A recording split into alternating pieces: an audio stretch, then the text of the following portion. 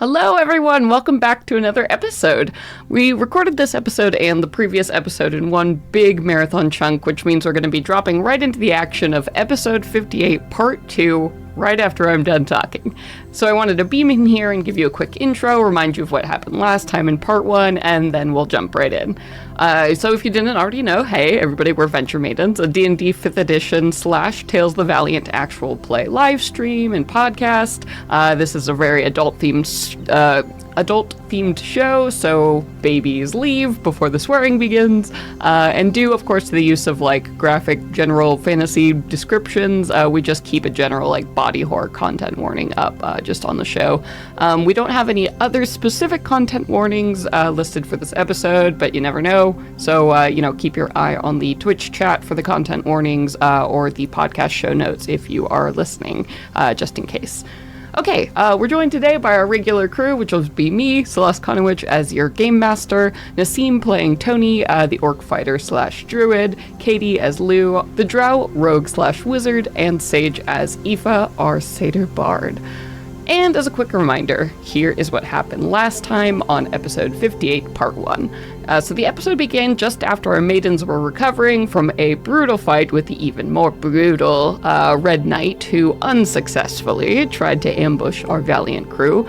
But now, with Ravane freshly unstatued, the group headed off to find the Tower of the Rose Dragon, hoping to follow up on a hot altar tip that told them the dragon might be willing to help them defeat the rest of the knights if a significant donation of treasure was offered.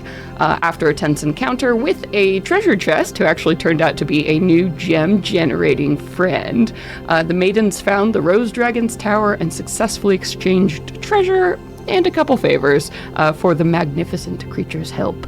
They chatted a little bit of strategy before climbing on the dragon's back to ride into battle with the knights waiting at the arena center. And that's what happened. So let's go ahead and dive right in.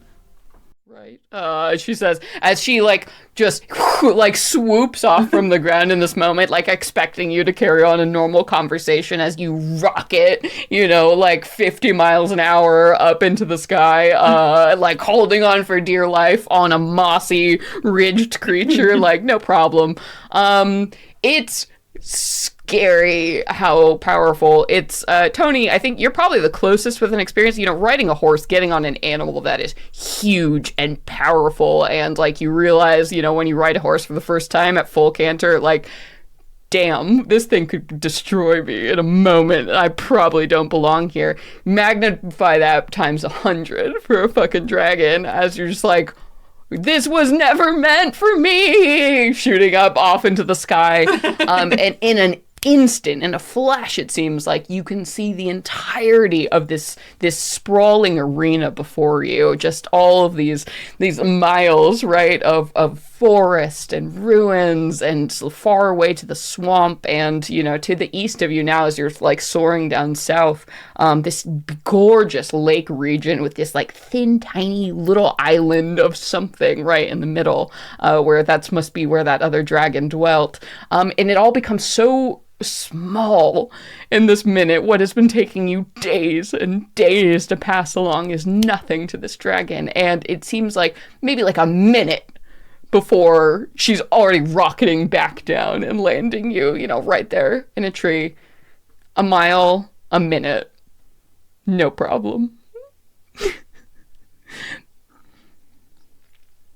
Wow. She's so powerful and beautiful, I want to cry. I know. I would worship her, start a fan seeming club. To sense your thoughts, she shakes her head. Can you be my warlock patron? She'd patron. That was magnificent. You are without a doubt the most beautiful creature I have ever laid my eyes upon or had the privilege to ride. Thank you. Welcome. Do you think that you could give Tony a token to remember you by for when we have to leave? We want to think about you all the time. Surprised. Sure. And she seems to just reach onto her shoulder and take it looks like, a little dust, somebody flicking dust right off their shoulder, and she takes a little piece of moss and sort of flicks it at you all, and there's all of a sudden it expands in pheromones, and you're all wearing suddenly the most beautiful fucking rose crowns, like, ever. Like, they were, you know, like, these are like $200 florist, like, handmade festival rose crowns, and whatever your preferred colors are, because she looks you up and down and immediately understands what your scheme is, right? Like, She knows the vibe. My God. as long as you put them in water each night, they'll last queen. forever, obviously. Jesus. Incredible. Thank you. You are truly the most generous. God, I hope I live so I can remember Indeed. this forever. Well, what are we doing here? Just in a forest. Also, obviously, no encounters, because everything would see a fucking dragon coming and being like, absolutely not. Run. Nope. I choose life. Yeah, so I'm thinking, unless you guys are on a different page than I am, we're going to go through this tree, probably pop in the square next to the center square. Sure. And I'm assuming one of the ones you've already been in, so you don't Like have at to the do top. random, you know, like a... Yeah. Yeah. Yeah. Mm-hmm. And then we can do the 3 miles of vision. I can see where the purple one is, so we can set ourselves up to pop near him. And then we try to sneak in and do everything that we can to do damage to him. You're going to fly in, set the stage by doing your poison all over him. That sound good to everybody? Yeah. Go team. All right, yeah. Okay. On your mark, and we will go. she can easily time it. She flies so fucking fast, it like doesn't. She can time it to arrive whenever you want. Aoife is going to, before we get there, be casting see invisibility so that we can get eyes on the one. Also, once we approach and we look, and also before, just for a second, Lou is going to look at the golden lotuses with her detect magic on her glasses on to see what kind of magical signature they have. Just in case Mr. Illusion Fuckwad makes a fake one, we're not wasting our time. I can see it's illusion magic. Yeah. Okay. Yeah. Good. That's good. Okay. Yeah. You look at the magic ahead of time here. This is whoa.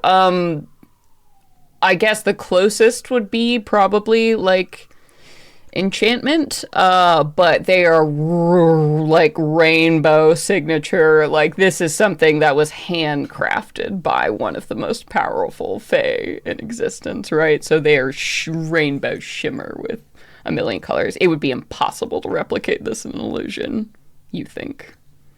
Hopefully. Got it. Thank you. Take some inspiration. all That was right. a really good point. So yeah, Good thing to think about. thank you. All right. But yeah, and then so those will be our prep things, is turning on the glasses when I'm within 30 feet, because that's how far the detect magic feature of it can go. And then we're also, once we get close enough that I could see 3 miles away, gonna look and see what the setup is of Yep. what I All right, can cool. see. So what I'm hearing is step 1, you guys are going to transport in, and you're like hiding kind of away in the trees, using your supervision to get a read of the land, right? And then once we have the read, step 2 will be like have the dragon sort of fly at that time, right? And like cause fucking chaos. And then 3, you all are running in based on the information you're doing. And then that'll be end of surprise, and we'll go into full combat. Do we have like a telepathic sort of connection with the dragon where we can just be like, go? No, or... but we can hand wave a little. Like, Okay, cool. yeah, you know, you I love a signal. hand wave. Fine. This is her turf, right? Like, so she is sort of more connected to the land. She's like, don't worry about it. Like, the trees will tell me. And you're like, what does that mean? Doesn't matter. Listen, Gonna I leave was that made by my alone. mom, and the trees were made by my mom, and it's all fine. My mom is the blossom sovereign, right? Like, you know, plants talk to these dragons, I guess. All right. Sounds good. All right. I'm happy with that plan. Let's Hell yeah. do it, babes. Okay, so Bam. What's your you've never used transport via plants. What is the Emily's vibe? What's going on? What do you do? This is probably weird. You've never cast magic like this. This is some big girl shit. What's going on?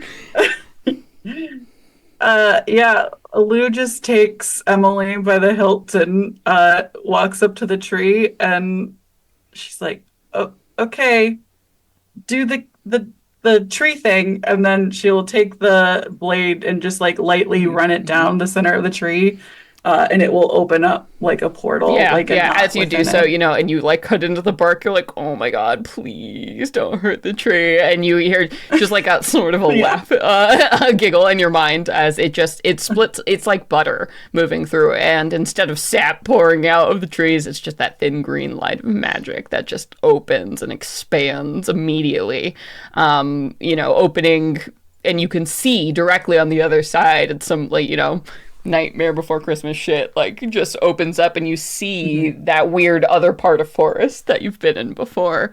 It's very jarring, but it worked perfectly. Thank you so much, Emily. Also, if you see anybody invisible coming for me or anyone at all, since you can see everything, just tell me. That'd be great. Thank you. I'll do my best to watch your back. Oh, I know you will. I got you, girl. All right. Gal pals forever. I love you. Oh, I don't know if we're there yet, but working on it. Oh, okay. I was kidding. All right. Yeah. All right. Through the hole. You dip on through, and you pop up in that space, adjacent to where you were, immediately using your perceptiveness, I'm assuming. All right. My last charge. So as you look out over the field of grass in the center, so again, let's say we're dealing with probably about a 90 by 90 foot, square-ish arena. Technically, obviously, it's circular, but since this game depends on squares, we're calling it a 90 by 90 square arena. At the very center of which is the big, stone altar you need to get to. You all are standing on the, let's say, south, to keep things easy on that side. 30, sorry, I'm drawing it. Okay, right. You all are standing on the southmost edge, looking at the center here. You see at the very, very center, kind of standing in front of the altar, is the Purple Knight. Just seeming to stand there, kind of scanning like a sentry, side to side. You also see standing maybe 10, 15 feet away or so, also sort of just patrolling, not nervously, confidently patrolling the Blue Knight, walking sort of back and forth. You do not see the Green Knight anywhere, which gives you the cold chill of your spine, thinking that may have been our invisible friend the entire time.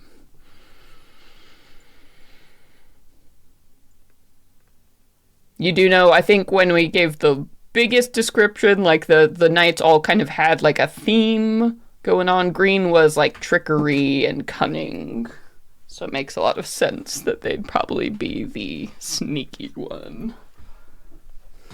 Sound like anyone you know?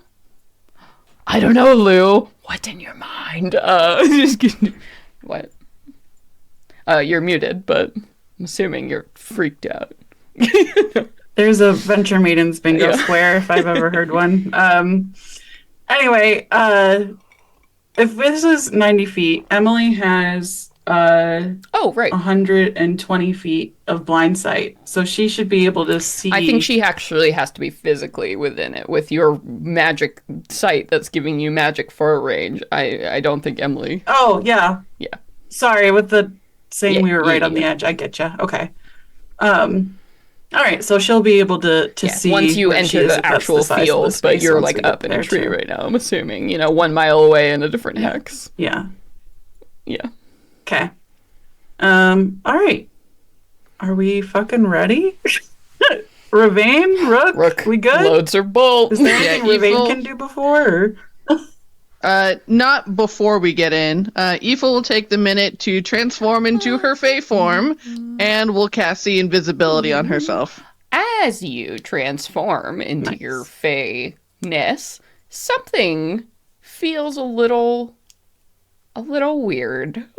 As this happens, it's a little bit different. There's something hard to explain. You've never been a druid before, but you imagine that this feeling.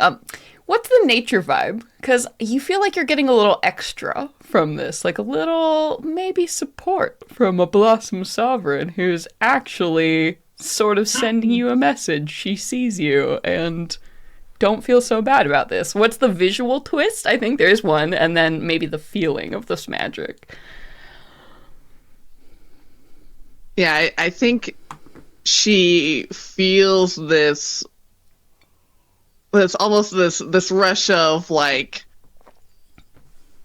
just like water pumped through her veins, as almost like that invokes this feeling of a plant. Yeah, when it becomes just like a flower, like soaking in, just like every inch of you becomes full and like fulfilled. And after she transforms, and let's see, and her hair, instead of being hair, is just these twisting orchids that call to mind the gift that she had given Aoife at the start of the trial.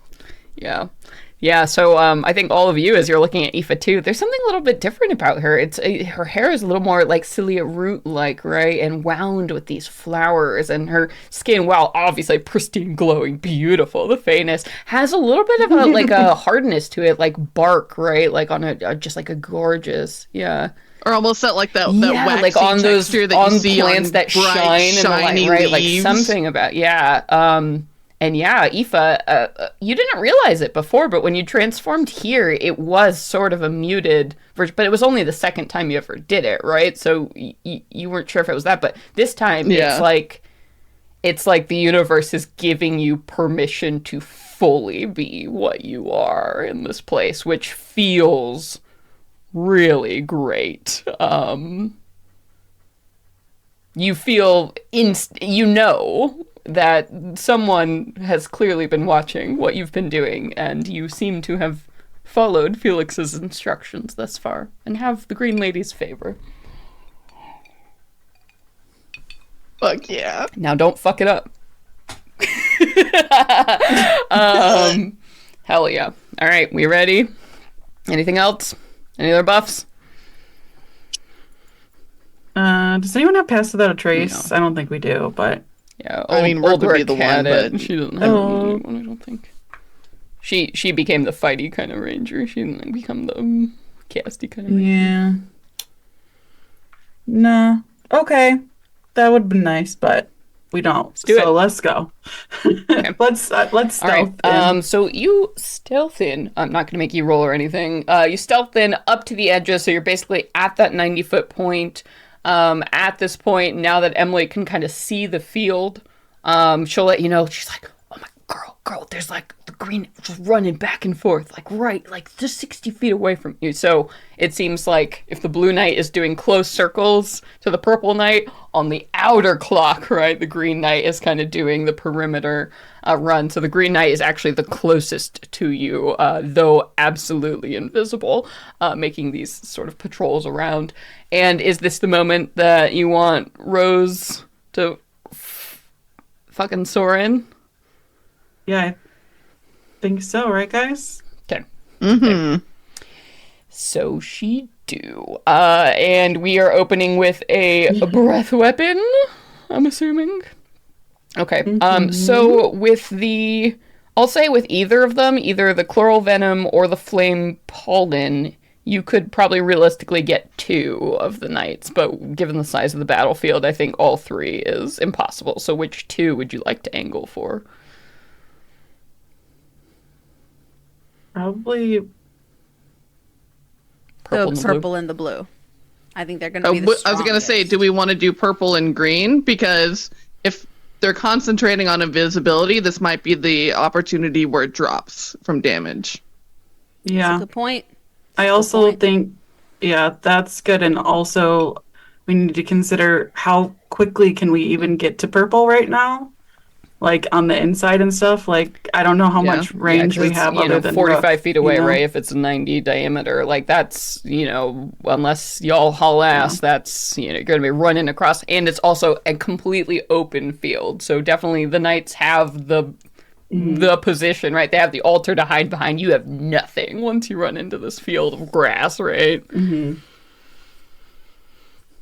And we don't see the Lotus anywhere, do we? Oh, also, are you looking with your magic vision? Yeah, she'll turn it on at the like timing. Right, so you're not using the right action before the thing comes on. You do not see its magical signature, which is concerning. That means 1, it's either cloaked by magic, or 2, it's inside some kind of receptacle like your bag of holding.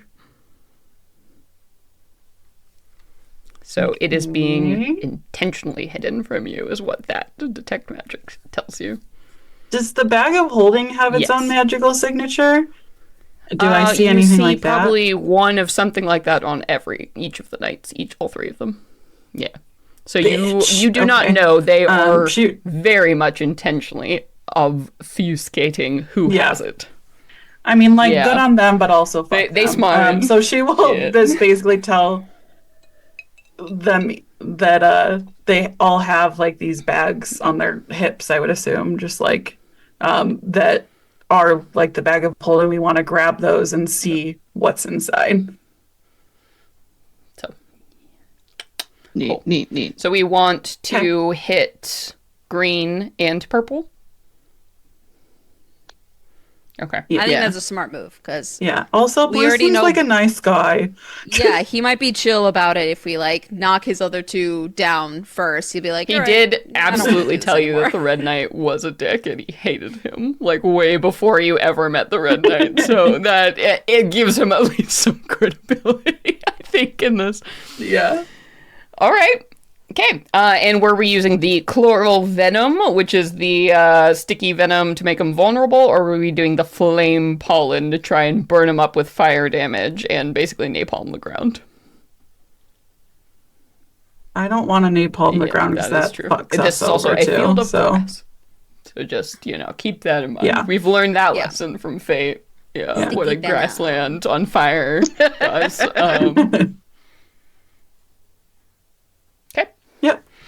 Yeah, say poison. All right.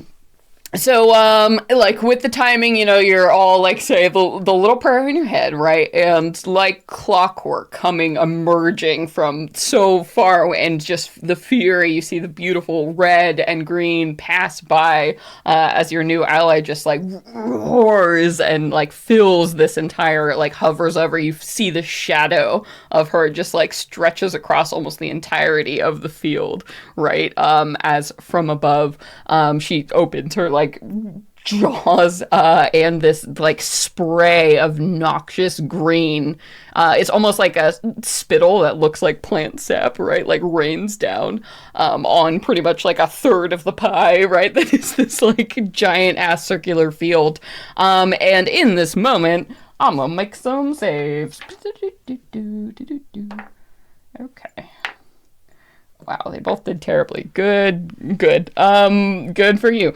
Okay, so they both failed. Coated. So here's what we got. Coated in sticky venom. A creature so coated cannot regain hit points and is vulnerable to all damage while they remain coated. Yep.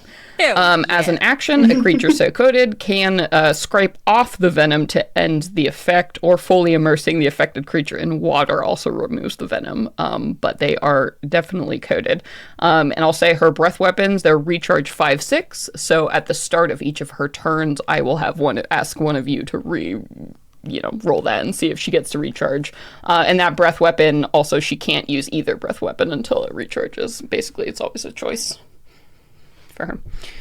So just rains down.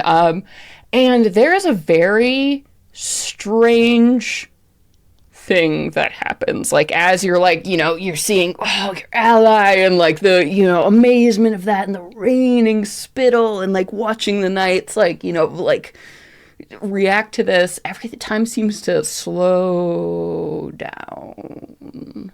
And I need everybody to make me a wisdom saving throw if you would not like to receive a telepathic communication. Something is trying to send you something in your mind.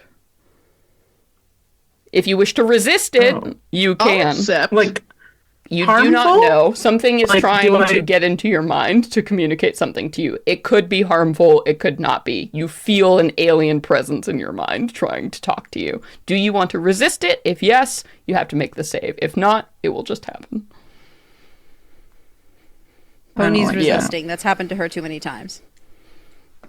I got a 19. Resist it. Yes. You said wisdom, This right? is something... Yeah, Seven. it feels like Let a... it like happen.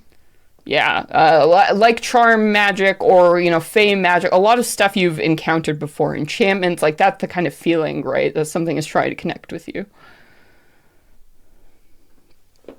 Rook, Yeah, I feel like would absolutely. try to resist it. Rain Yeah. would for sure. Both would. Ravane and Rook as She got a fey 15. fighting frequents would be like, nope, absolutely not. What was that? 15 is a 15 for failure. Rook. Ravane got 18. Oh, we're all yeah. within 10 You have feet advantage on it. of Ravane, so Yeah. we all have advantage. Oh, well, now There you go. she got So a 20. She's like, fuck no. I'm not picking up that phone. You get me to talk on the phone? Absolutely not. Do you know who I am? Yeah. No. Yeah. While we're within 10 feet of Ravane, we have advantage on all saves and are immune to being frightened. Nice. Okay. Can we also, now that green is coated in goo, can we see them because they're so coated? their invisibility actually would not drop. This does not. They didn't take any damage. So we don't just see they goo didn't take running any around. damage, so they don't have to try and make a save. If indeed Okay. they are even the one concentrating on this. Don't like that. You took a lot Alright. of their magic items. You didn't take all of them. Can you remember that? Okay. So, Sure I'm sorry, tried. Tony, what did you get? With advantage? Okay, you're fine. All right, so 17. Aoife, as the only one, I think, letting the message in, you are the only one who's going to hear this. It's like, oh man, it's so weird. It's like a flash in your mind that takes less than a second, but you know what? You're kind of getting used to this fake kind of shit where all of a sudden you're standing somewhere else and you're just like in a field of wildflowers, looking in front of you. There's no dragon, there's none of your friends, there's none of this. It's just you and the purple knight standing there across from each other, by 20 feet or so away. And there's, a sigh, a heavy sigh that comes out of this purple knight, and you can't see their face obviously because just like all the rest, right, they're sealed inside this helmet, and you know that, and something in your telepathic connection knows that you know that, and he wants you to know that that is important in this moment. He is sealed here, and this is what he has to do. This is a finite and in unavoidable moment, right? That emotion passes to you as he says, I want to give you and your allies one last chance to surrender, to back down. Let us do what we have to do, and all of you may leave this place in peace. There needs to be no violence here. I have no agenda or reason to hate any of you personally. I am here as an instrument of fate, and for the good of mortal kind, you must let us win.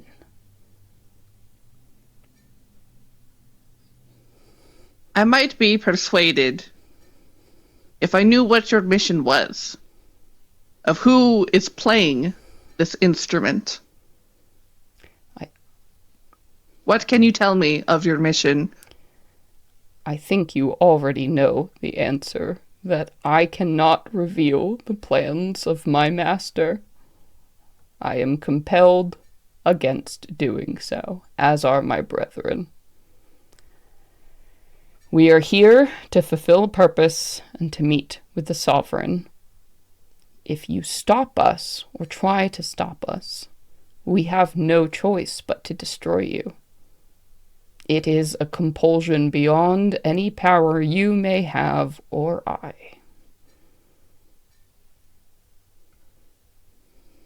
It is unfortunate that you and your companions are bound in such a way to act against your will.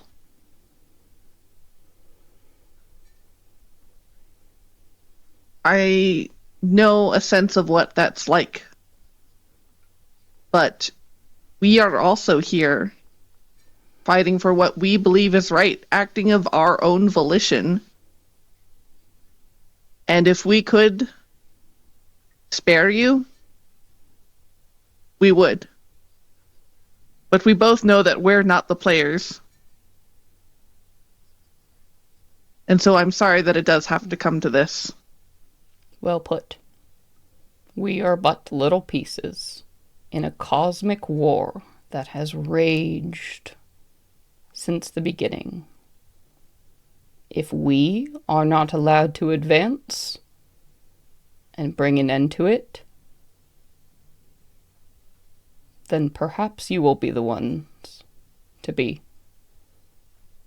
There are many ways to the end, I suppose. If there's anything I've learned about fate, it's that there are many strands and many paths.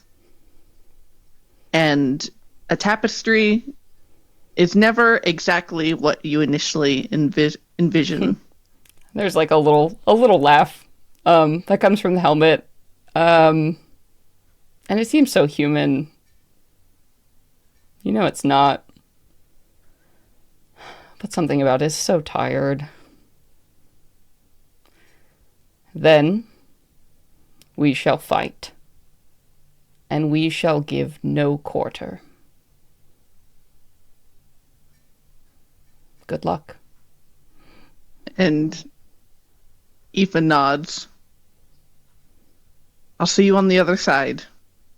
Indeed. And it ends. And you're thrown back into it, and it was like nothing happened, right? As your companions are like, what is in that head? Fuck off! You know, like, you come back to yourselves, and here we go. Fire, down, breath. Your surprise round, for sure, everybody. So, you all get to act. So this is not counting before clock begins. What are the moves, kids? Looking in the order, obviously we had the Rose Dragon go. So we're gonna, Aoife gets to do something. Aoife, Ravane, Tony, and then Rook, and then Lou will all get to do something. So I'm gonna go ahead and while that's happening, I'm gonna type initiative order into the chat just to... We did pre-roll because there were like 10,000 people in this initiative, so forgive us. Yes, as we are going. Also, super huge thank you to Katie, who will be running our darling, everyone's favorite best friend, Ranger. And then also Sage running... Of course, Ravane, thank you both, as I run a dragon and 3 fully statted, basically, adventurers. I'm so ready. I'm ready. I have a D10 against all odds out. All right. So, yeah, Aoife, you basically, after hearing that speech from the Green Knight, have the next move here. Or, I'm sorry, the Purple Knight, who reached out and talked to you. So with her see invisibility active, Can she Yeah, see because the Green Knight is Knight? luckily closest to all of you. So the Green Knight was sort of lined up. I'm gonna say lined up in that perfect position, right? If you're all like on a clock, you know, they're like the 6 to 12 right now was the line that was blasted by the dragon across the field. So the Blue Knight is the only one who was like out. You know, he's like 30 feet more away from everybody. So the Green Knight is probably only like 30 feet or so away from you at this point. Trying futilely to scrape off whatever the fuck this like weird sap is that's now coating their armor.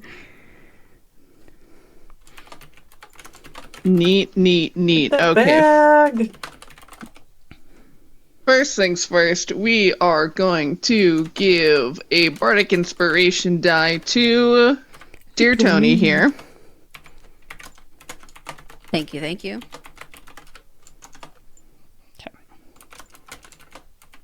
And then Aoife is going to cast Hither Thither on the Green Knight. And so she almost like she's cracking a whip, but as her wrist flicks at the end of it, shoot these, I think touched by the Green Lady, these spectacular vines that reach out towards the Green Knight.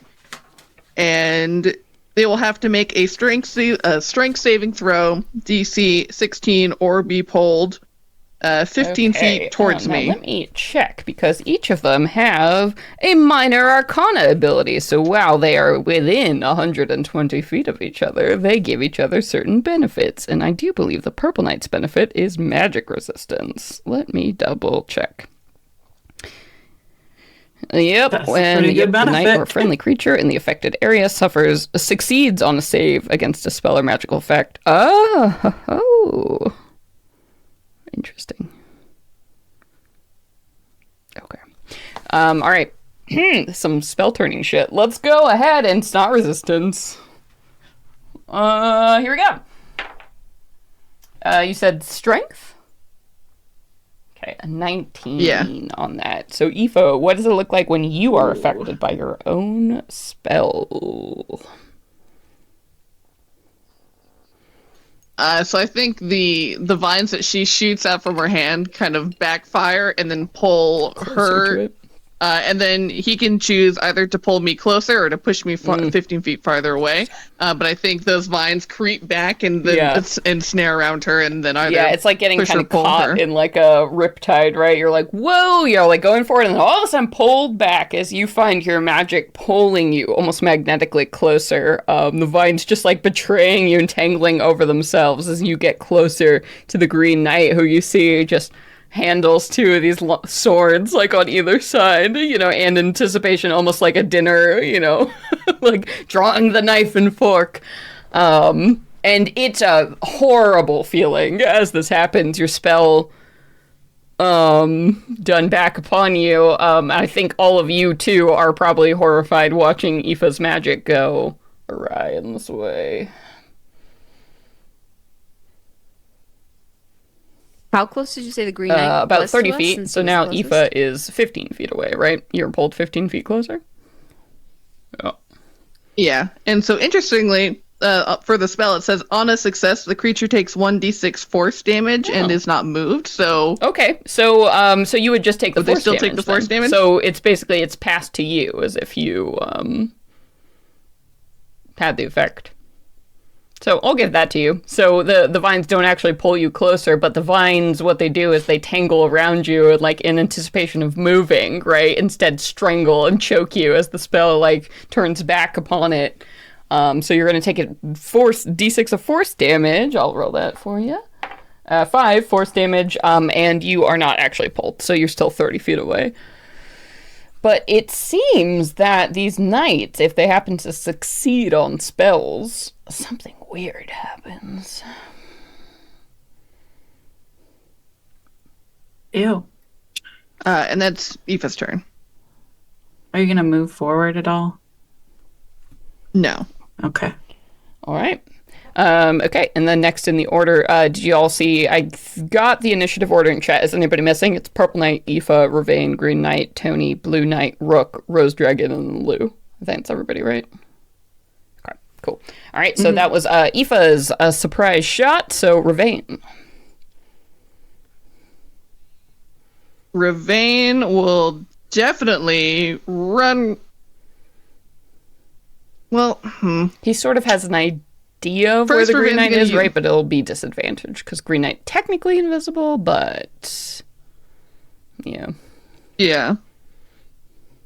So he is going to first use his battle cry. So every enemy, every hostile within 30 feet has to make a DC 16 Wisdom saving throw or be frightened. And then each of us, each friendly creature will receive advantage on our next attack. Nice. Let me just check all the. Okay.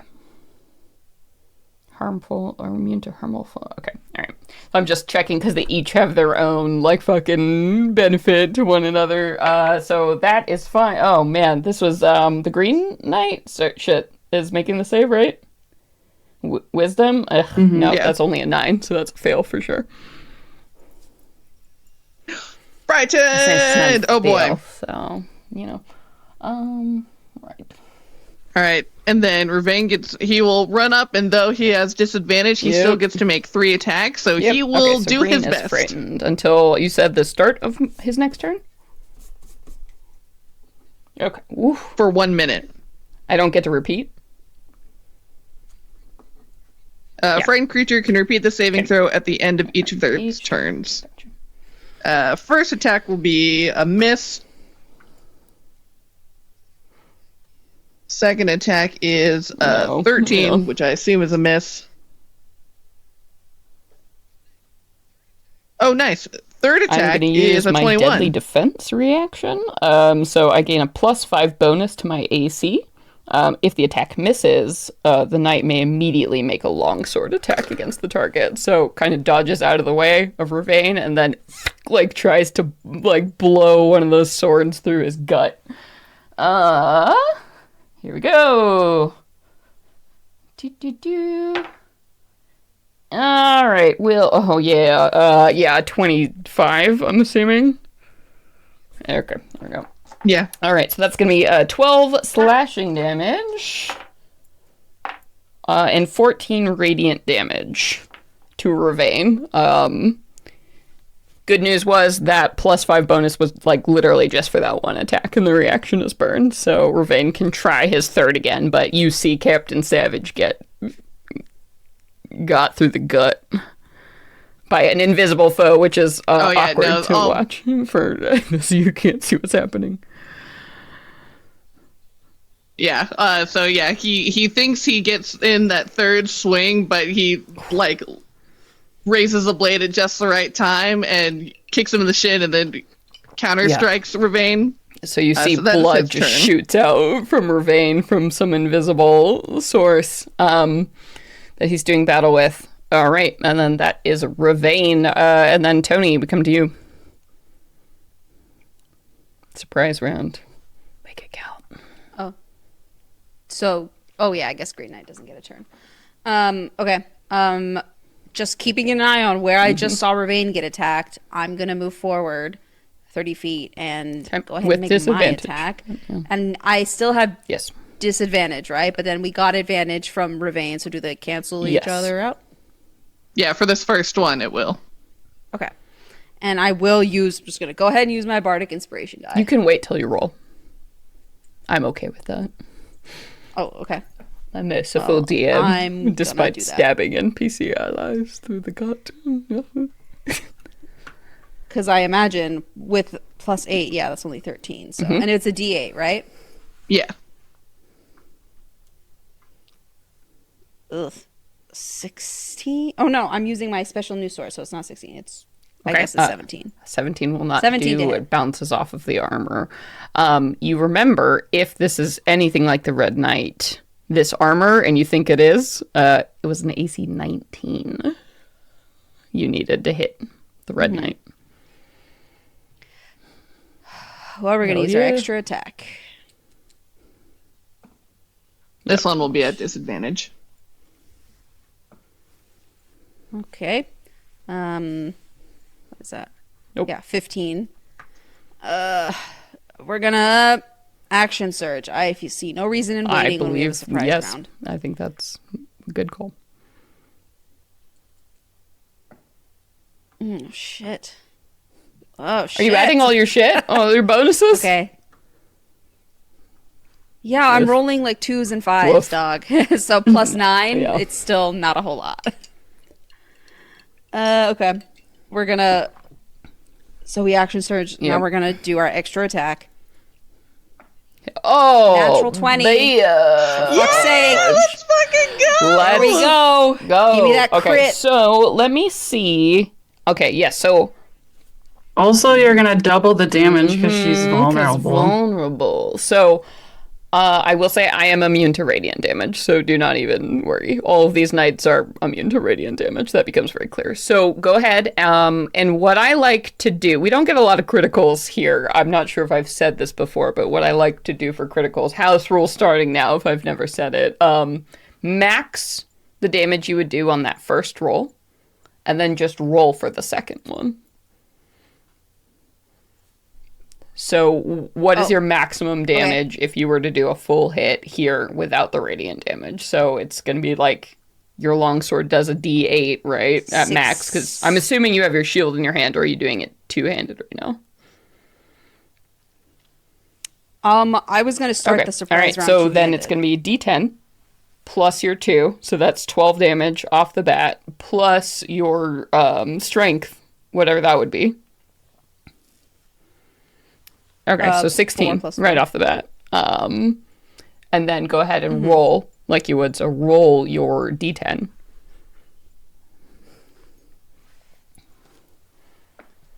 Okay. It's another 9. Yep. Plus Yep. 6. You don't add on the extra 6. Yeah, it's just going to be your... That just gets added once. But I also have savage attack, so on my crits I roll an additional damage die. Oh, then roll that hell die yeah. for me. That's gonna be so good with the 18 to 20 crit range. Yeah. So then exactly. So that's another 7 Oh, Lord. damage. Lord. Okay, so... And then we do did you No say the radiant damage as well now? So there. No, that they're immune. They're immune? All Green of the Knight is knights immune are to the immune radiant damage. How does it work with they're vulnerable to all damage? I with think- the... Oh, that's interesting. That's a good point. And I think they would probably take half damage. It's like they're resistant to it, right? It would step up. So actually, fuck me. Go ahead. You deal the 6 automatically from the first one, like I said, which will be reduced to 3. Then go ahead and roll me a d6. And I'll take half of whatever that is. I don't know what you just what point you just made up, I'm but here. I'm I'm just here like for it. taking 5. I rolled so 5. much damage, girl. Don't even question it. Okay, so that'll be reduced to 2. So I'm gonna take 5 initially from the roll, and that will be upped for vulnerable. So 10, and then you did, by my calculations, it was all right. That was 20. Ah, fuck, yeah, this is how fighters work. It's so much damage, and I'm confused. 16 plus 16 is 32 just on the dice, and that's going to be doubled because they're vulnerable. So you just did 64 plus 10 radiant damage. You just did 74 damage. My queen! That's what I like to hear. Right, so that is... not quite half, but almost half that entire Green Knight's health. So what does that look like? Please describe, paint me a word picture of how disgusting this is, please. Thank you. I think we end up slicing through the 2 blades that they're holding themselves, so the blowback of the blades ends up causing some extra damage for me. It's as if they're almost striking themselves.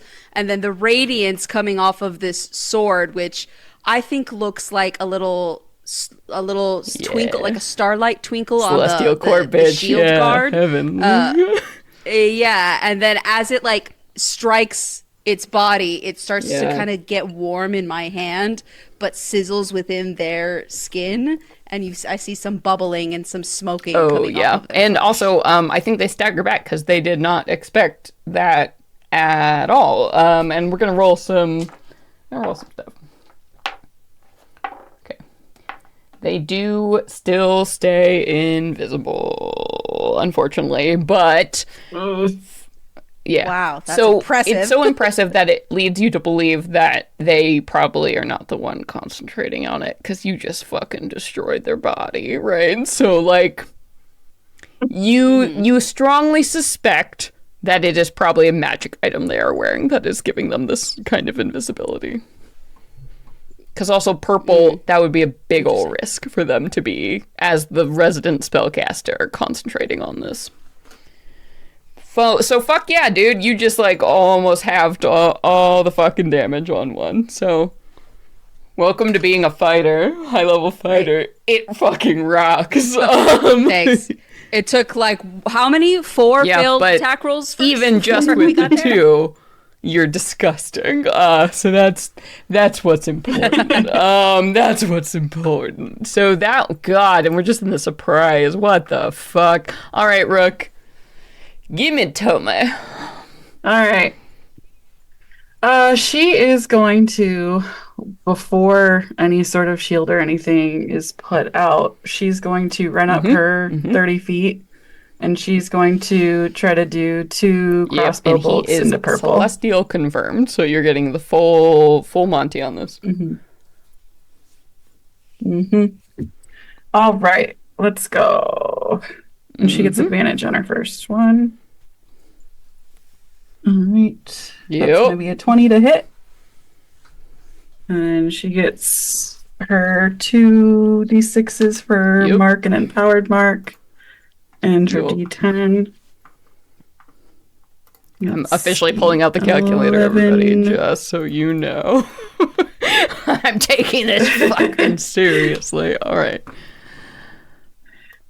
All right. 8, 11 plus 4 is 15, plus her dexterity would be plus another 4. So that's 20. Before vulnerability, doubling it. Yep. Yeah. Okay. So that'll be double to 40. Fuck. All right. So you, yep, and it's a surprise.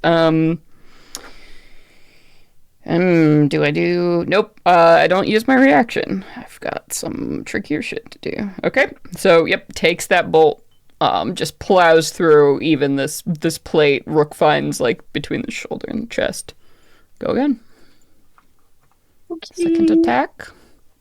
All right, that definitely hits. Yeah. That's a 17 on the die. This, I only get 1d6 in this one, because I can only do the one once. You still have the heavy crossbow. So You ignore loading. She has the thing for it. So, No, the yeah. empowered mark, I think it says. I only get to do that once per round. I think once the creature is marked, it's just marked. Yeah. Oh, okay. Well, then cool. So you can only put one mark on a foe, but it's just fucking active for the rest of the fight. That's the ranger upgrade. Got it. JV. So that's 17. To hit? No, unfortunately, that will not do. Oh.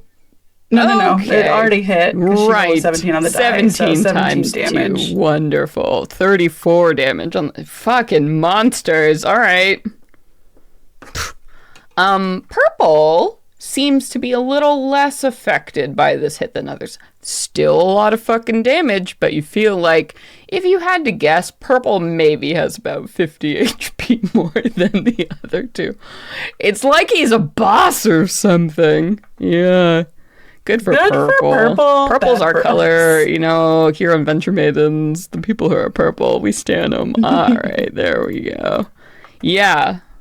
That sucked, though. 74. Oh, also did 74 damage. Soulmates? Wait, Tony? So, no. It's okay. What movement? Anyway, anything else, my dear? No. All right.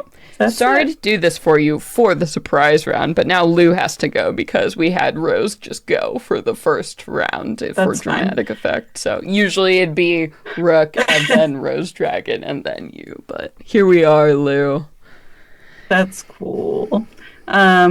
Lou is going to be very focused on getting All right. the bags. So she can't see green. Emily so can, she's though. going to. And she's like in your head, so I would say you don't have disadvantage. I Like, can? because you actually have telepathy between you as the attuned user, so I feel like you can Okay. almost see with her eyes. Not exactly. Okay. I'm not going to argue Might be with proved you. wrong okay? later, but for this fight, So- you do not have invisibility disadvantage in this case. Fighting. So her goal is then just going to be to move up there. And she is going to, I Yeah, don't know if you want me to do sleight of absolutely. hand or what, but she's going to try to Yes, grab the you bag. absolutely have to do. Sleight of hands. Is this an attack? Do I have advantage on this? Yeah, because Green Knight is surrounded by enemies and like literally fighting for the life and covered in goo. So And from Ravane, you have advantage on your first attack Yeah, against the I creature feel anyway. like- So Yeah. I don't know if this is let's an have attack this- or not. it's sort of Yeah. like an attack, but you have advantage. I don't think it's an attack per se, but I think in this take it. situation there's so fucking much happening to the Green Knight. I think it would be a shame to not give you advantage to steal a little bag. That's a Yeah, 26. all right. I will roll with disadvantage to see if I can fucking notice what's happening. And fun fact, resistance and then vulnerability is applied, so you have the damage, and whatever damage they take is then doubled. Interesting. Okay. So no, they do not. They don't. You stealing a pouch off their belt is so low on the list of survival priorities. You're fine. You're fine. Okay. She would like to look inside the bag. I don't know if you want me to do using an item as my Yes, I bonus say action. use item, or- and then looking inside, searching will probably take the rest of your turn, including movement. Are you okay with that? That's fair. Yeah.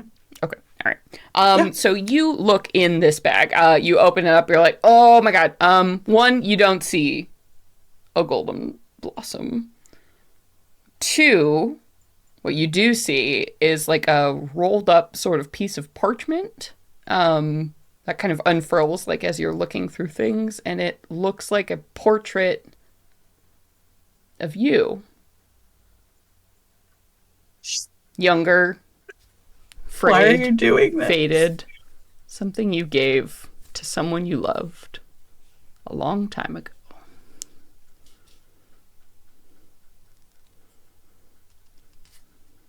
Damn. Stop. Fuck. And some other shit, you know, She- like daggers and whatever. Nothing more worth Yeah. what this just did to you. All right. Fuck. She, even though she has this connection with Emily, I don't think it's like she can perfectly see No, I don't like think so. 100%. It's so I don't think that she's going to like try to look back or anything because she can't actually see her. But she freezes up for a second, and I think that's also why she doesn't just like try to multitask and keep moving with this bag. She stays in place because it's such a shock to her. And she looks to her allies and is just like, leave her, let's go to the next one. She doesn't have it.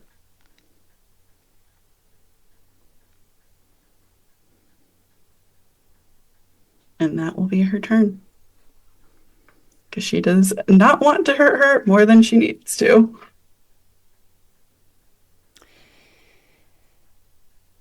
War is hell. All right. War never changes. So that was Lou's turn. So that's the end of our surprise round, babes. And then that's when everything goes sideways. All of a sudden, all of you The sky darkens, and it is palpable and real as you feel the sense of dread just well up in each and every one of you. And it harkens back to that moment in the forest, right, where all of a sudden light seemed to swallow up and disappear and the shadows encroached. And Tony, you can't help but remember the feeling of that, like, liquid darkness as it moved over your skin and just began eating everything good and living that was within you before your friends pulled you out and solved a puzzle. And as the sky darkens, you see the Purple Knight raising his hands above. It's almost like calling down this like column of darkness from above. And all of you hear, it's not with your ears, but it's with your souls and your minds. You hear the call, if we do not win, then all of us will die. This is too important. You don't understand. You don't understand all that is at stake as this like manic roar, right? And like this being is just channeling up beyond into the sky, into eternity, the cosmos, whatever the fuck it is, like beyond this moment, just being filled with this darkness, this cosmic other darkness. And all of you know with firm certainty, if you do not stop whatever is happening, this is the end. Not only for all of you, but for everything around you. Those creatures you've met, perhaps even the Blossom Court. This is something dark and evil that is being invited here. And the clock is ticking. Purple Knight in this moment will not be acting round to round spellcasting, maintaining full concentration on whatever the fuck is happening here. But I promise you guys, you do not want him to do this for more than you have exactly 3 rounds. At the end of round 3 of this fight, if you have not stopped the Purple Knight from doing this, there won't be a game beyond this, let's just say. For all of you, anyway. I might roll some new characters, see what happens. But this Celestial has called in some big guns. Or is trying to. So we begin round 1 with that. That is the Purple Knight taking his action, invoking, and beginning this darkest of rituals. Aoife.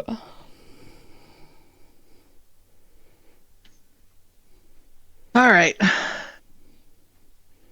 Aoife, feeling this dread fall upon her and thinking of this conversation they had only moments before, Aoife will call out and say, especially after hearing Lou say, go on to the next one, they will not stop until we all are dead. The Purple Knight said this to me before we kick this off. And Aoife is going to start running towards the Purple Knight, moving her so 30 feet away. Yeah. And you can feel the sickening eldritch evil radiating off of whatever spell this individual is casting. It's nauseating as you're getting closer and closer to him. It doesn't, like, debilitate you mechanically, but it's bad. This is some Lovecraft shit.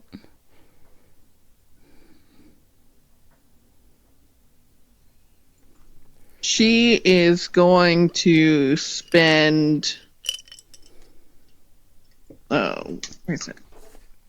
Flipping pages on the character sheet. She's going to spend 5 charges on her Wand of Missile to send 7 bolts at the Purple Knight. Is that all your charges? Woo-hoo. Explode chance? Okay. No, right. 1 remaining. I'm just waiting. One just day, like, I will never give you one this day, to I'm gonna explode these magic. I think the only person ever to do it on the channel was Joe when he used all the Horn of Blasting charges on Rime of the Frost Maiden for Gob, and I was like, you bold motherfucker, yeah, this is Joe. why I married you. Yeah. God, I love you. That was the moment. GMs are weird. Date us for a good / strange. Follow time. your bliss. Yeah. No one's so here to yuck your yum. 27 force damage as these bright, shining bolts of arcane force come pummeling in at them. You know with certainty that the Purple Knight, something like a shield spell that would have automatically deflected this is well within his power. But whatever is happening here is so consuming, and so his physical body twitches as he takes the pain, whatever, bleeding, letting it happen, in focus to whatever the greater thing is going on here. So he eats that damage. And we will throw Lou a bardic inspiration. Ew. Okay, And that's then her Ravane. turn.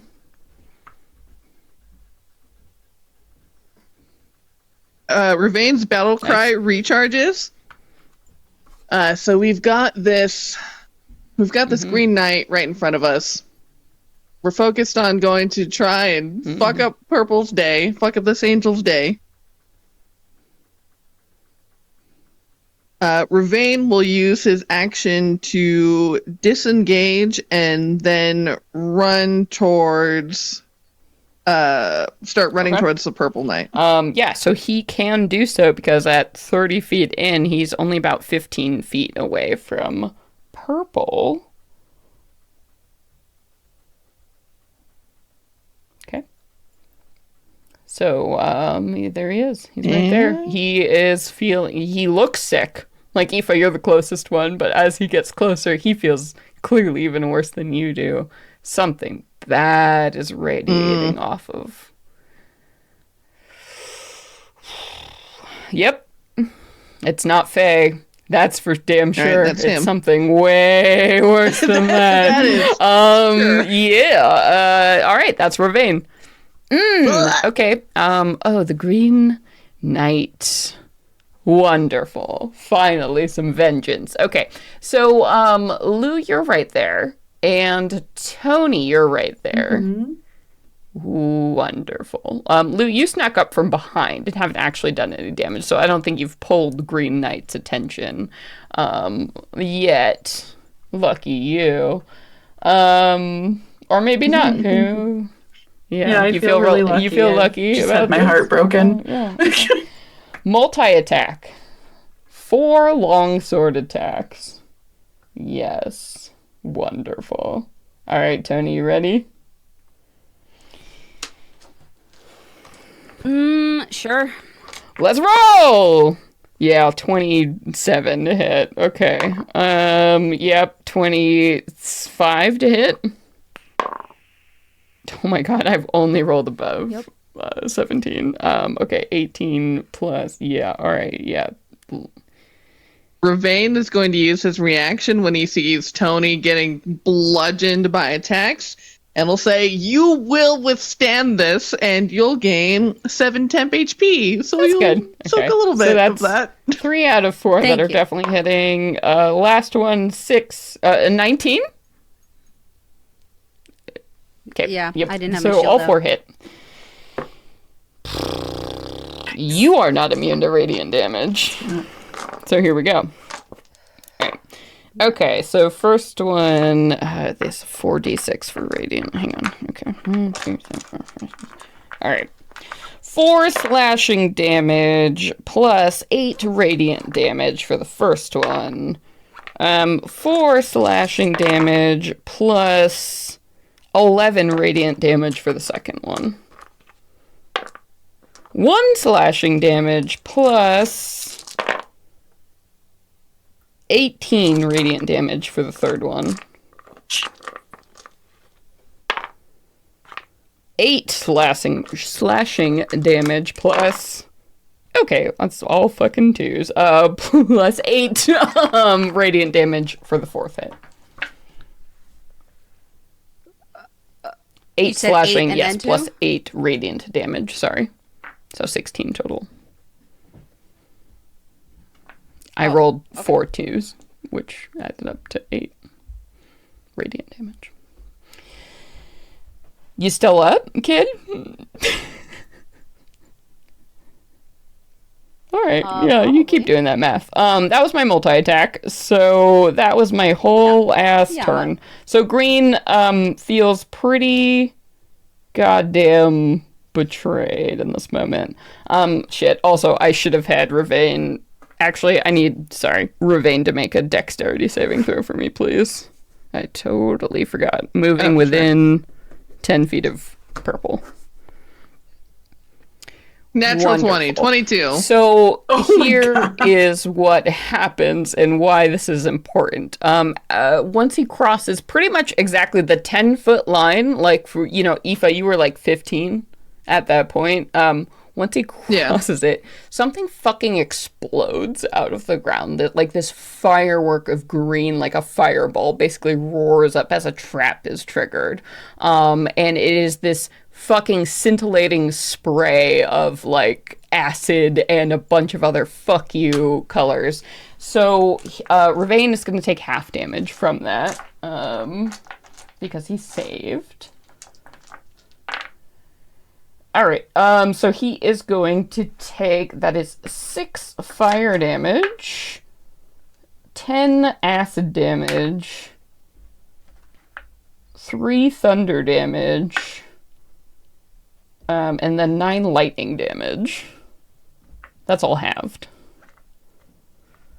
There's a lovely little green kick to this that gives you just like a super cool feeling that the Green Knight has probably just planted fucking arcane mines all over this goddamn battlefield. So watch out, Trap Master. Jada was always so into planning. Yeah, babe. Sorry, you're in a fucking hell suit. Okay, yay. So that was just the Green Knight's like super fun turn. Tony, if you're still alive, it is time for you to have a turn. Don't worry, kids. This is only the first round. Someone's gonna be dead before. Someone, indeed. I don't know. I don't think I'm not going to reach the Purple Knight. The Blue Knight, you'll see, is has not come yet, but he is fully gunning for where you're coming from. So he's going to be a big problem next turn. If you feel like you can safely get away from green without being murdered, by all means, kid. He's close. What is that again? You dodge or And that's your whole action. Disengage. But it's your whole action. Otherwise, you're just risking taking one more hit from Green Knight, theoretically. If they choose to use their reaction to move. Or to hit you. I'd like my team's input. Do you want me to come towards the Purple Knight and maybe like whip out my bow? Or keep going after the Green Knight? I think Purple Knight is the main focus now, but... Yeah, we also have a dragon coming up who's about to do a multi-attack on purple, and Rook's about to have her turn on purple too. So I could stay, is what you're saying, or no? I think so. I mean, do you disagree, Sage? I was gonna say if you we need to focus on purple. If we move, they're gonna follow us. Yeah. Right? Keep them separated. So I mean, because I mean the other thing is too is like as long as they're within 120 feet of each other, they're going to have the extra buffs, and we're not going to get them far enough spread out where that's going to matter. So we might as well clump them all in with us. Oh, bring green along? So come towards you? Okay. Yeah, because that way we can pivot to whoever needs to get fought at. Let's make it a real bar fight, okay? Might I make a suggestion that the first thing you do as part of your action, whatever you're about to do, is draw your shield to increase your. Yeah. Okay. Okay. I'll draw and my then what shield. are you doing? And then I'll risk that extra hit Move. and Okay, so as you move, I'm run. going to use my reaction to make an opportunity attack against you. Ba-da-da-da-da. Let's see. Plus 13 to hit is plus 6 is a 20 billion. Yeah, alright. Okay. Yep. Just give me that damage. Oh, yeah. These guys... the good thing to take away from this is Kate clearly considers you all a big fucking deal, right? So... Also, don't forget, Tony, you have 15 If temporary you wanna hit use your points flower, from your yes. flower. I So... used that before. Oh, you did? A long But we rest... took a long rest. Today? We took a restores long some. rest. Oh, I thought No, was it used up. recovers, I Okay, think, great. on a long rest. It's like you can... It basically regains its health. Yeah, as long as you don't use the last one. Okay, so 11 slashing damage to start. Okay, that was 5, 8, 10 radiant damage. Okay. I guess my blossom is going to absorb That 14. feels points like of a that. good call. As this happens, right? So you're running out of range. So you have moved, and what is next? You are within. Technically, you could fight Purple Knight if you wanted to, because I mean, technically, drawing a thing or using an object is part of an action. So I'm not going to penalize you, even though you drew it and moved, and just. Your shield is out. Don't give me any more two-handed attacks with your longsword, and I think all is fair. No. But I'm close enough to use my longsword. I thought I No, would because have to use you my bow. were Okay. 30 feet. So if you sorry. run in within the 10 feet, you might Yes. get exploded. That Ravane just did. So Well, can you go the same route as Ravane? And then is it already used or does it trigger again? see. I mean, there's only one way to find out. It could. Well, Be a I'm clear in the path. army. Do I have any expertise in the landmines? I will give you... It is fucking chaos right now. You're in the middle of a battle. You're bleeding so much. I don't know if... Because imagine also, around 6 seconds, that's all simultaneously happening. So it's not like you got to watch Ravane run, right? Like, I will give you disadvantage on a perception check to see if you can try and copy what happened. So roll me perception with disadvantage, and we'll see. Shit. Okay. 12. I will let you roll now a percentile dice for me as you are running up to see if you magically happen to, with your knowledge and this moment, run in the exact same space.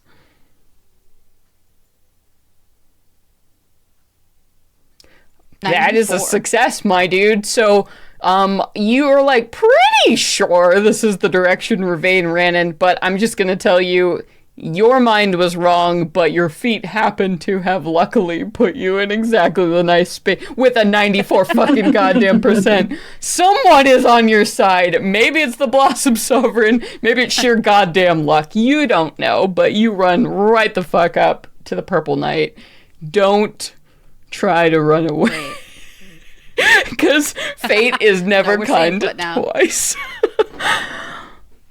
We stay in put, and we're gonna thrust our sword into Purple Knight's throat. Thrust, baby.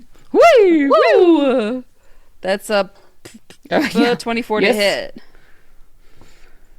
Makes With it our even through the H. super uber magic armor / prison. A 9. 9. Okay. 9 9 slashing. They are still vulnerable, so that is going to be 18. They have not taken the time to brush it, or great. Purple hasn't tried to brush it off or spent any. and then roll, and since they're still vulnerable, roll that radiant damage. That's 10. So wait, Sage, what did you say? It's half down to 5, right? Yes. It's half down to 5. Whatever they take is then applied to be vulnerable, so it basically negates itself. What a weird fucking rules are hard in games. Yeah. Okay. All right. This guy is now probably looking about as good as the Green Knight, considering he had quite a bit more extra HP. But you can see his body shaking with the dark power of Eldritch Evil. Go for it. Yeah, your second attack. Keep quaking, boy. I'm gonna take my extra Cthulhu, attack. feel him in you. Ooh, and that was an 18 on the die. So that means I critted. Crit. So you crit and then vulnerable. So you double whatever you crit. Yikes. Yikes. So is it the same thing as before where you said the first is max, the max damage? Okay, so that's 8 plus the 6. And then the radiance is another 6. And then we have an extra attack die from my savage attack. Not a damage die, excuse me. We're at 36 so far. Oh, wow. That was lame. I rolled 1. Well, plus 6, then so 7. And then you would get the max from the radiant. Yeah, we got the max on the first one already. I think she rolled it. Okay, so she rolled it. So that was the roll was the 6. So it should be... And then max would be 12. Oh, okay. For radiant. Okay, so we're at 48. Roll your, I don't think I factored in your talent or your feat die or whatever, your savage. That's what I just rolled the extra one on, but I didn't roll the double damage from just the crit. Okay, so keep going with your math. Okay. So that's another 4 because we don't add the thing anymore, right? Okay, so that doubles. Okay. Right. Holy shit. So we're at 52 damage. All right. Gorgeous. So, not dead, but almost half of almost half. So, what's this other good? Also, I mean, how do you feel about, he's casting up into the sky fully vulnerable, right? As you're like stabbing into his ribs, right? He is not even trying to stop you. I think there must be something in your soldier brain that is screaming, there's something really wrong about this. But also you feel sick being next to this guy, whatever power is radiating off. What's going on with Tony? I think she's just in kind of survival mode, keep everyone alive. That, like you said, there's so much happening, it's hard to take a second to think about that. Yeah, I think she's just kind of berserking and repeatedly stabbing, like, die, bitch. Yes, you're going. Come to your knees. Like, what is wrong with absolutely. He's just taking it. And you can see the blood like radiating off, but whatever is happening, it's not stopping. Is that it? Feels like that is it, right? I think we've got. Well, now I'll take. Yeah, now I'll just take my defensive stance. Okay. And then the Blue Knight. Okay. He is going to come up. Aoife, where are you right now? Oops. She is 15 feet away from the Purple Knight, and so also 15 feet away from Tony and Rook. I mean, sorry. All right, yeah. Ravain Ravain and Tony are the ones all up on the Purple Knight, so they are the clear targets. Tony looks almost down, so I think Tony is the clear target to a tactical mind. So you see the Blue Knight runs, and as he does, there's sort of like a weird little phase motion to his step as he moves past the Purple Knight, almost like, I don't know, a little magical thing to maybe subvert whatever Green Knight bullshit is going on here. some magical nonsense as he runs up, and Tony... Oh, Lord. Alright, multi-attack. 4 longsword attacks. Here we go. Can't let boss be disturbed in this moment. Being a tank. 29 to hit. I'm sure that's gonna hurt. Here we go. Alright, 11 slashing damage. Plus 19 radiant damage. Are you still up? Okay. Yeah. Second swing. Because he, unlike the Red Knight, will stop when you are unconscious. Because he's not... What a guy. 11 plus 19 radiant damage, right? You weren't saying 19 that total was his damage. Was I? I'm sorry, I've forgotten. I'm just trying to. Did you say 11 slashing damage and then right. 19 radiant damage? So that okay. So hold on. I thought you meant 19 total. So let me make sure I am up. That breaks every time. Yeah, Okay. I'm just barely Then it's standing. 29 to hit on the second swing. Oh. Oh boy. So first up is the slashing Going damage, down. which will be 9 slashing damage. Oh, she's Okay. out. You do have to honey. take the radiant damage though, but I do not think that's enough to. 14 radiant. So basically, that's all part of one strike. So you're down, you're unconscious.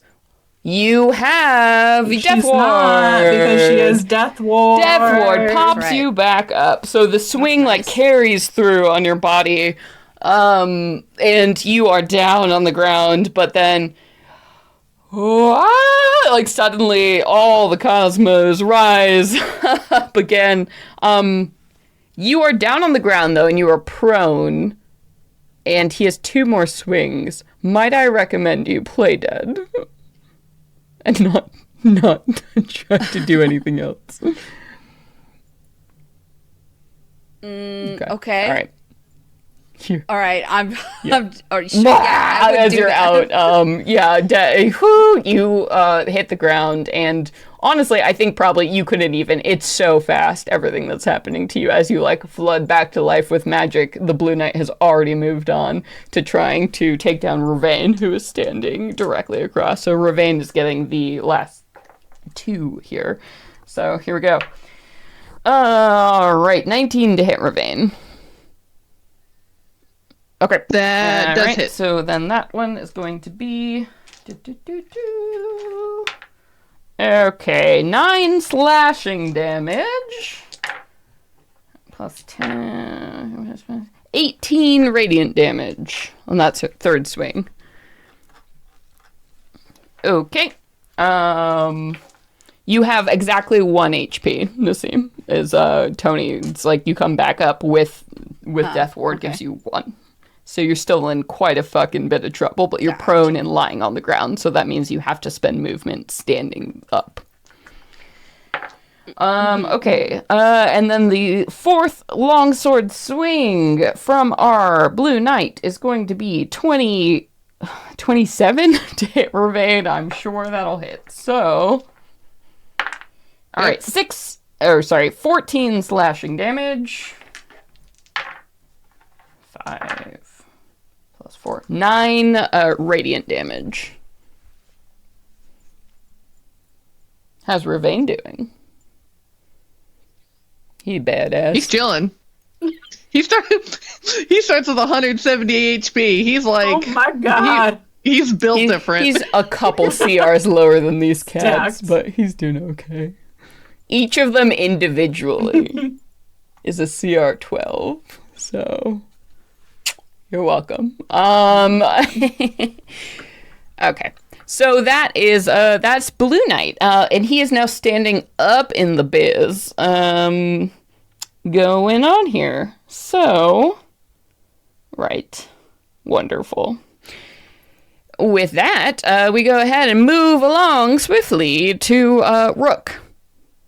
I have to pee so fast. I'll be right back though. Oh my god, I drank too much water. I'm so sorry. Okay. I know, it's so much time. Okay. No problem. No, be proud. You're hydrated.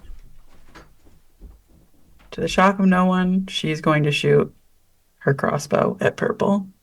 Mm-hmm. You doing okay, Katie? On time? I don't mean, try you're not- anymore. You don't have to be Midwestern about it. You know, you can just say, "Hey guys, I think I should go to bed."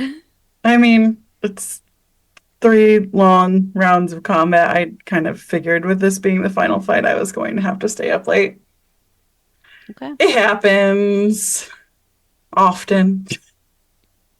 I know.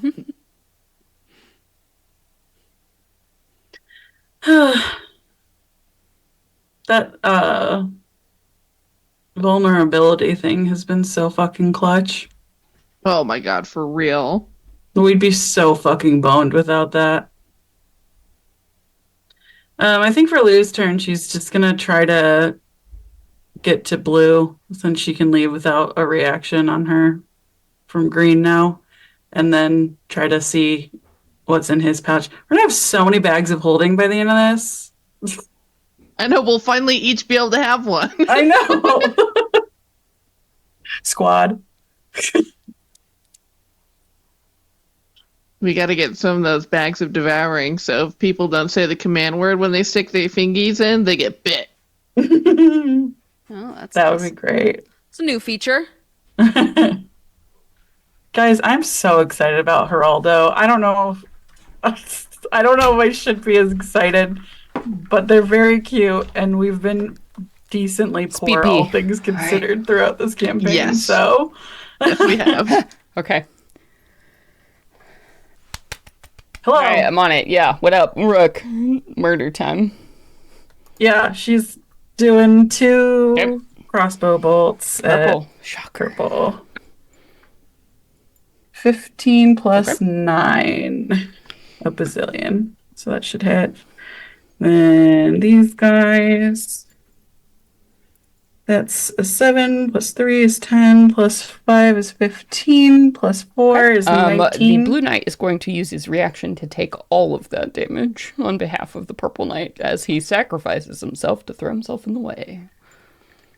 What a Or bitch. a good guy if he was on your side. I know. But he's not. It's sad we have to Womp kill womp. him. Well, that's Honestly so bummed. Okay, because that's a 17 plus 9. Yep, for the second 26 to hit. Yep. So Blue Knight, and his blood is All right. certainly red and certainly human. That sprays out of his body. Ooh, sorry, buddy. 11, 13 hit? on that one, not as much. Oh, sorry. Okay, yes, No, 13 for damage, okay, but still doubled to 26. Not insignificant. Yep, the Celestial is hurting bad. Not bleeding. They're kind of becoming like, again, now you can't see because the helmet. So, sealed in their own plate mail. So, all right. Anything else? Yep. Yeah. She's gonna run up to about where Aoife is, I think. So that she's closer for when shit goes down. And Wonderful. that's her turn. All right, Rose Dragon. Somebody roll me a d6 to see if she gets back her breath weapons. She recharges, bitch. So if you want, she can spray venom in that 90-foot line.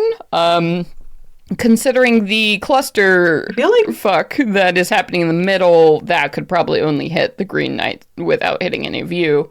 Or Flame Pollen, yeah, also the 60-foot cone. Again, that would be just the Green Knight, and anyone standing by the Green Knight.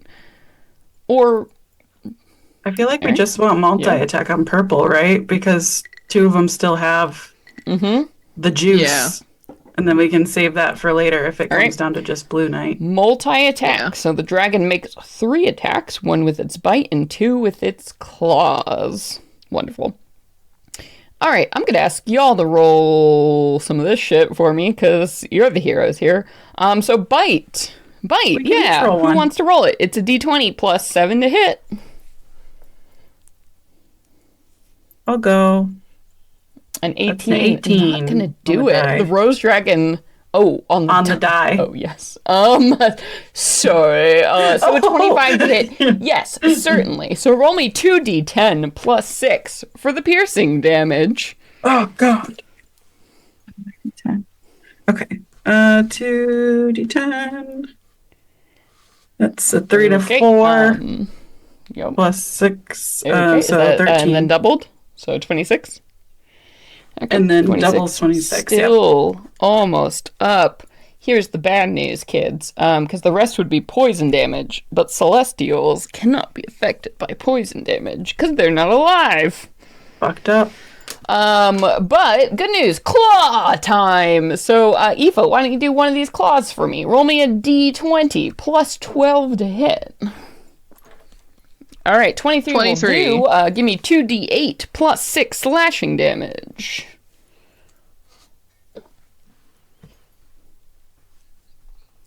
Nice. 17 total, which would be doubled to 34. Nice, okay. And then fire damage, as the incendiary claws full of pollen also take their hit here. Ooh. So roll me a d8 for the fire damage. Okay, so doubles to 4. Celestials can be hit by fire. All right, and then Nassim, go ahead and roll me for that second claw. So it's going to be a d20 plus 12 to hit.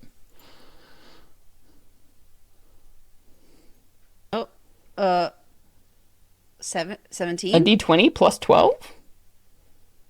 Oh, no. Okay.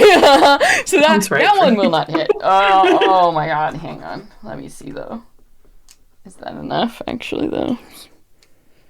38 times 2. Okay. Oh, my God. It's like...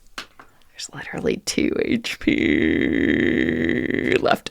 So the dragon is giving it all she fucking got on this, like going to town. The Purple Knight is just taking it and like just on the edge of everything. You can see his feet have actually like risen maybe like a foot or so off the ground, and his body is shaking. It's almost like a corpse being possessed by whatever this spell is that is happening here. Lou, we're at the end of this is your last chance before we get a whole other round. The Purple Knight's about to go. Who fucking knows what's about to happen, kid? All right. I was gonna go for the pouch, think but I'm this gonna go is for the time. Okay. Let's see. Plus 8, and it's a 14 plus 8 is 24. Right? No. Oh, I 22. mean, yeah, enough. Is the y'all. It's enough. Enough. So she is going to do some massive fucking overkill because she would get sneak attack on this. There's literally no way. You have to, and you should. In this moment, it feels like a have to. He made it a have to. Aoife knows. Mm-hmm. All right. Yep. All right. 5, 11, 12, 13, 14, plus 4 is 18, plus 5. So that's going to be 23 points of magical piercing damage. Vulnerable. 46. What is the hit you're throwing? That death kill, like, give it everything you have. What are you doing? I think that just the little she's learned about spell casting, she knows there's so often a verbal component to everything. So she's like not so close to him that she can like fully hear what's going on, but her first instinct is just like, cut the throat, don't let him keep talking. So she just throws her dagger and it just in that goes moment. Yeah, just clean. And like, and you're aiming also from 15 feet. This is a pretty fucking killer shot in every sense of the word as you throw the knife true, turning away from your own emotions and situation and this Green Knight before you. Is it someone you love? No time. The dagger goes and it flies true just in that moment, right? Where like there's that gap in between the armor and the world spins for everyone. Light and shadow and time and space are upset not only because you're in this strange arena, but because something beyond that was trying to influence it. And it goes so quiet. So quiet. And then there's this explosion of, it's almost like fireworks or something, as you see this shadow of a person, like, rises up before the body of this purple knight. It's almost like a corona of light appears. You see this, like, beautiful, genderless sort of being floating up like a soul, sort of ascending above the body. And as it speaks, its eyes are full of stars, the full stars and weight of the heavens. And if you look directly into them, you are sure you would be burned to pieces. As it speaks, today the battle is lost, but we will be born again. We will always be born again until the end. Serve. And it, like, puts out a hand and kind of points towards the Blue Knight and clutches its fist, and the Blue Knight disappears. And then serve, and it clutches its fist once again, and the Green Knight is gone in a flash of nothing. You have won the war today, mortal,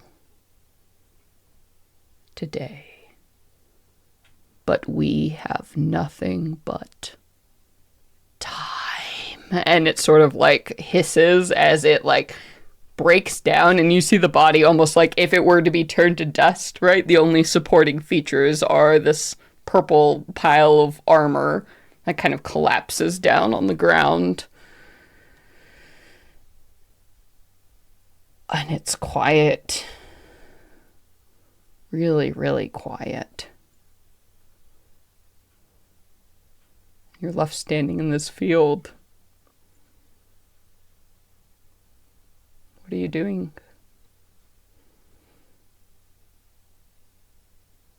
Looking like Tony just Yeah. off the ground barely lifts her head up and is just like, do you see a lotus?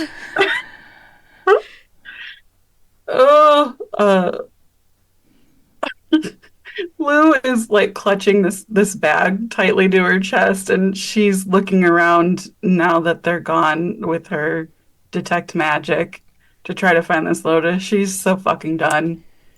She wants to get out. All right, here's what happens. You look with the investigation. You don't fucking see anything. You don't see anything on the Purple Knight's body, which, one, doesn't make any sense because there's so much magic. Like, clearly there's something so fucking wrong about this. And I think you very quickly go over to actually look at the physical body, right? Because this just does not make any sense. And as you kind of, like, move through, it's literally, like, stacked armor. Like, the flesh is gone and it's just the weird ghost of a person, right? And this armor now left, and you kind of kick the pieces aside, and there is something wrapped on the ground. It is like a black oil cloth of some kind. And as you look at it with your magic vision, like, you actually feel your head turning away from it. Like, magic can't exist where whatever this thing is, whatever it's wrapped around, whatever it's trying to hide, it's trying to just subvert your mind. Ooh. She's gonna stay looking away from it, but approach where she knows she saw it and you can reach pick out it. to it. It's like fabric, right? It's like a thick, silky fabric, and as you, like, move it, you realize it's a cloth. Whatever this cloth is doing, that's what it is. Do you want to kick it aside? Okay, so you kick it aside, and all of a sudden your vision is cleared. Whatever this cloth is, which is a magic item unto itself, y'all, it's like probably a 3 foot by 3 foot square of anti-magic fabric. Whatever is wrapped in it or concealed within it, no magic can penetrate it.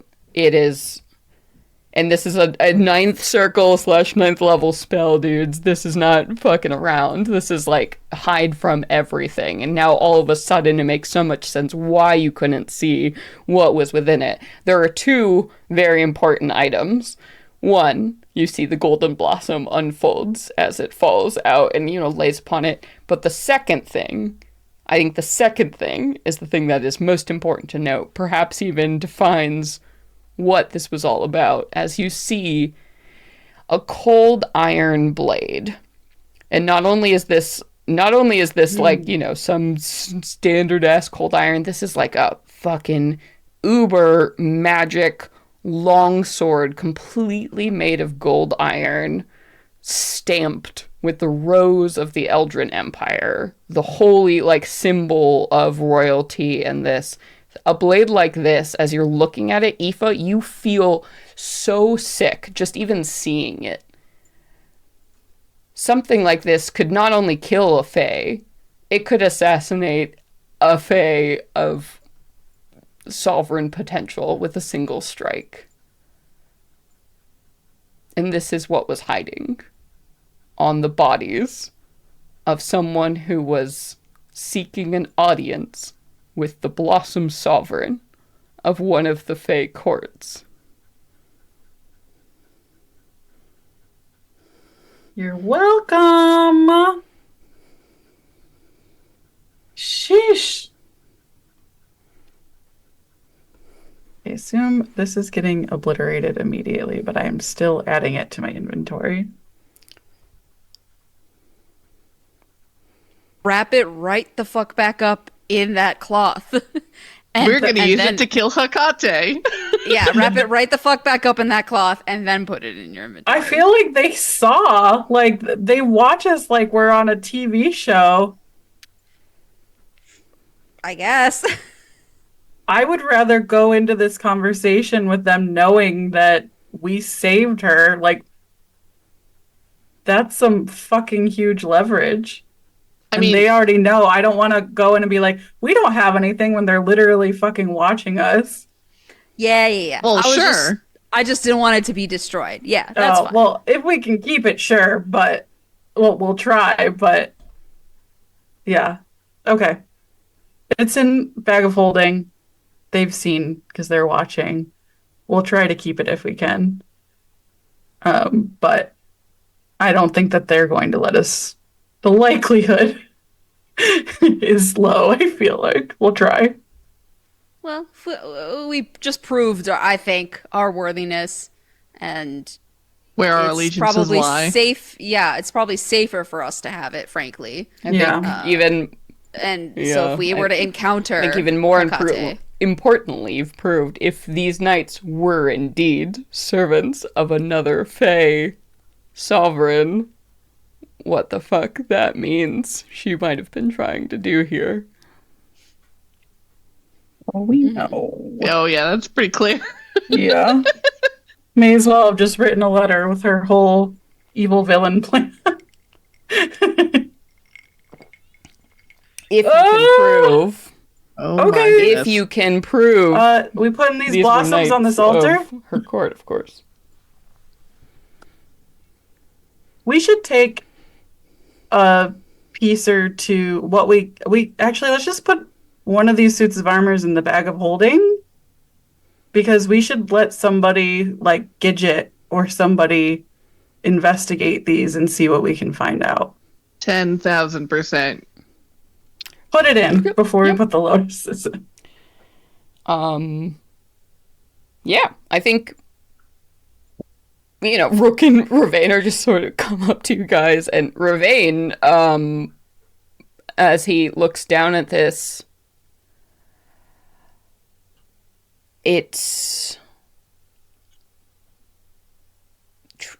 they're trying to start a war.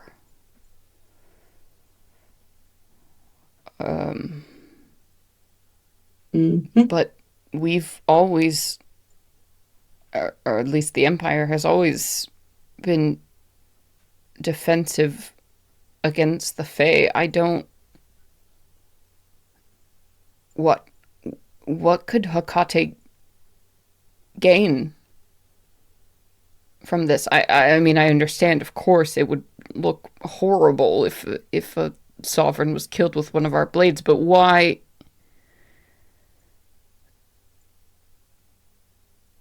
I just don't understand.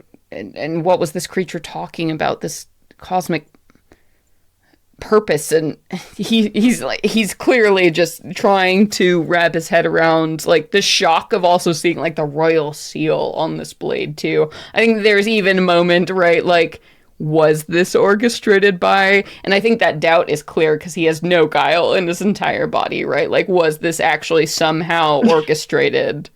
And I think you all see that without an insight, like, if there was someone in the royal ruling family that put this blade in a hand, what the fuck that could mean.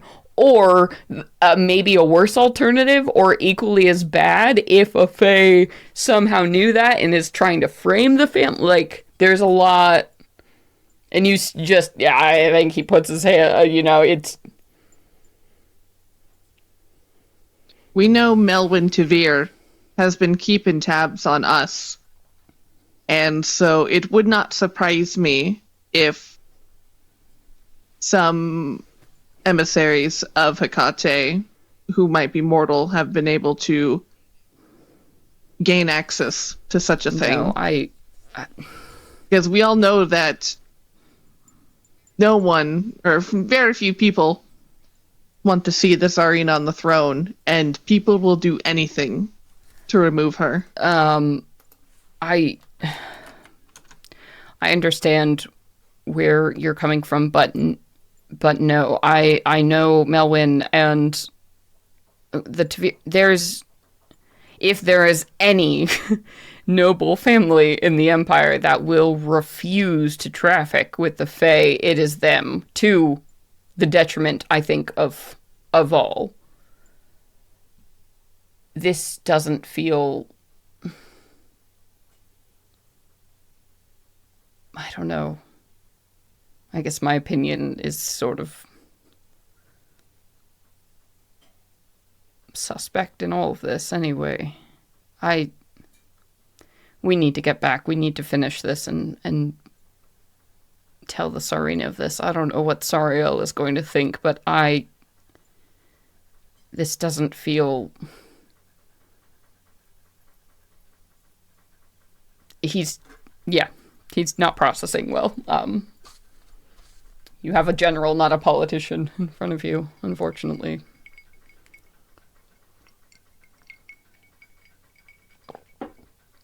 Let's finish this. You see the altar in front of you, right? It's like the two open hands from before and sort of this little hollow in the base. Are you ready to end this and meet the sovereign? Blues. Yes. Lou starts handing out blossoms Fucking to else happens. each of the maidens. Yeah, let's get out of here. And into the arena. She just says, "Farewell, bud, and to you, you beautiful rose dragon. I will think about you all the time." Aoife will hold up a finger and be like, "Perhaps I could owe a small favor to you, that you might take young Bud under your wing. He is so desperate to have a dragon's lair, and I think to have the patronage and access to the wealth of wisdom and beauty would help him become maybe not as impressive as you, but spectacular in his own right." He is interesting in his own way. Perhaps he does have some potential. I will allow you to exchange this favor. Yes, I will take on Bud and attempt to trade him in the more dragonly arts. I will be in contact with what I need in the future. After all, Fabulous. these No. Foes of yours seem quite wrapped up in your own destiny, and I suspect if it weren't because of all of you, my roses might still be perfectly intact. Eyebrow raise. Touche. Seems we are all trafficking in destiny these days, and she says that word with a distaste in her mouth. Fate. Favor is all that really matters. And she says a little kissy. And with that, we all end this episode as you put the blossoms down and, everything glows. And next time, you'll be in the fucking dealing with the Blossom Sovereign. Oh my god, you guys, we did it! So long episode. Thank you, Katie. You're a hero. But, Jesus, wow. That's our holiday break, kids. I hope you feel like we did a story. God damn. We did do a story. We probably have, a whole I think, story. next episode, because don't worry, it's not quite the end of the arc. I think next episode will be the end of the arc, so girl has some surprises for you left, so. Oh, Jesus. How we all feeling? Good? Ball still attached? Good. Yeah. I'm really happy. I don't feel great personally. You did it. You but, stopped. I'm You ready stopped to get whatever the fuck out. was about to happen, so that feels good. Yeah. No, I just mean Tony being Oh at yeah, one. no, you feel physically one like on the garbage. ground. Yeah. Physically, I feel that's shit. fair. So. Yeah. Yeah, but Aoife, I mean, you got cool badass plant babe powers, so I think you're actually, you did great with the homework. I think Felix is gonna give you A+ for homework. So yeah. We're always an overachiever. Thank you, everybody. Thank you all for joining us for this, as we're rocketing towards the end of summer and all the strangeness and magic that autumn will bring. I have decided to call it the autumn arc because that's a sexier word than fall. Are we okay with that? All right. Autumn. I agree. Fucking incredible. So yes, thank you all. Thank you all so much for being here. We could not do this without you. Before we sign off, we always like to take some time to thank our 2 highest donor tiers. So we're gonna go around the horn here, say some big ol' fucking thank yous to the heroes of our lives. Starting things off on our own Arnie's cohort tier. Thank you, Muffin, at the one on Drury Lane on Twitter/X. Thank you so much, Nissa McKinnon. Thank you, Richie113 on our Discord. And thank you so much to Big Tony. thank you. Yeah, Tony. Hey. And thank you so much to Chris. And for our Farrah's Drinking Mate tier, thank you so much, Brittany. Thank you, Fable. And thank you to Markalaya Mod in our Thank you, Discord Noon, server. also from our Discord server. Oh, I love when I get this one. a good Thank you, one. Mrim. Good name. Thank you, Alan, also known as Obsidian Cyrix. And thank you to thank Steven. you all. You all are wonderful. Thank you. We you. hope you have a beautiful, wondrous holiday season and new year. You all are great. You all light up our lives.